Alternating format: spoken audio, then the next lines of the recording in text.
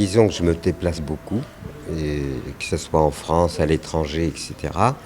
Parce qu'aujourd'hui, les messages qu'on a essayé depuis des années de faire passer sur l'écologie, l'humanisme, etc., est accueilli aujourd'hui. Donc on est beaucoup, beaucoup demandé.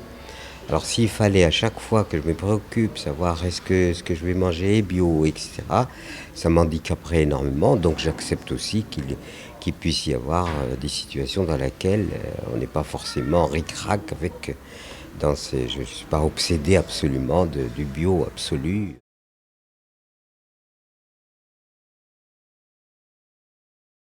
Oui, eh ben, il faut évidemment qu'elle évolue. Il y a des pays comme la France où elle est très évoluée, mais nous, quand nous avons engagé l'agroécologie, c'est pas simplement pour que les gens mangent bio. C'est pour qu'aussi ils respectent la vie, ils respectent la terre, ils respectent les autres. C'est pour ça que pour nous, c'est pas simplement manger bio, c'est aussi cultiver la terre autrement, c'est aussi instaurer une relation aux autres et à la vie autrement. Si ça n'était que faire manger bio, ça ne m'intéresserait pas.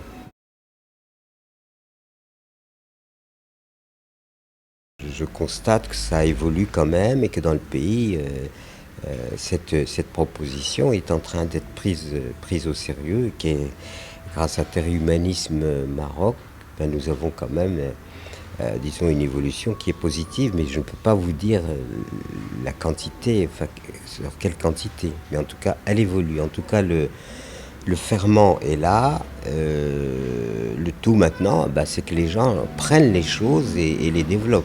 Nous, on ne fait que, disons, impulser.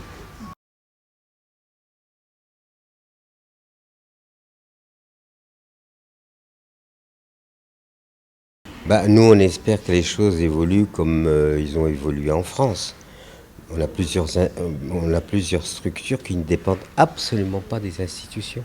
C'est simplement des gens qui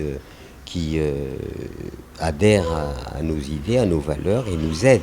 Ce n'est pas les institutions qui nous aident, ni même de l'État, ni même des institutions organisées. Nous touchons l'âme et la conscience de chaque individu. Chaque individu reconnaît la nécessité évidemment de changer de logique et d'aller vers le respect de la vie, ne serait-ce que pour nous-mêmes, mais pour aussi les générations qui viennent. Parce que c'est pas la peine d'avoir mis des enfants au monde si c'est pour les mettre dans des problèmes à résoudre très compliqués. Nous sommes donc dans une forme de protestation forte, mais jamais violente, mais forte, très très forte. Ça signifie qu'on ne peut pas continuer à consommer et jeter. D'un côté, des gens qui consomment et qui jettent, mais inconsciemment. Hein, ils laissent le robinet couler jusqu'à, etc.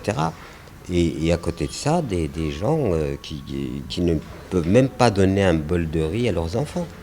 C'est pas admissible que des enfants meurent de faim. Toutes les 7 secondes, un enfant meurt de faim. C'est pas normal. C'est une société stupide, bête, ça n'a aucun sens. Les hommes arrivent, on gaspille notre vie pour le produit national brut, pour les machins.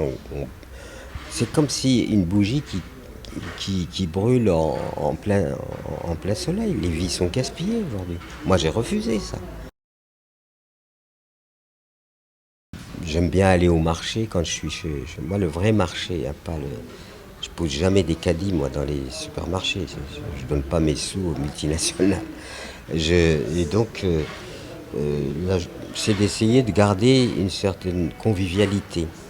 Quand je vais au marché, bah, en France, bah, ça me réjouit parce que ça me rappelle ce qui se passe ici parfois. C'est-à-dire où des gens sont là, ils vendent leurs trucs, je rencontre mes amis, on discute, on va. Ça, c'est la partie vraiment un peu luxe de ma part. Je reçois beaucoup de monde chez moi. On a des structures qui travaillent évidemment pour essayer de faire évoluer les choses. Et puis voilà, c'est pas plus compliqué que ça.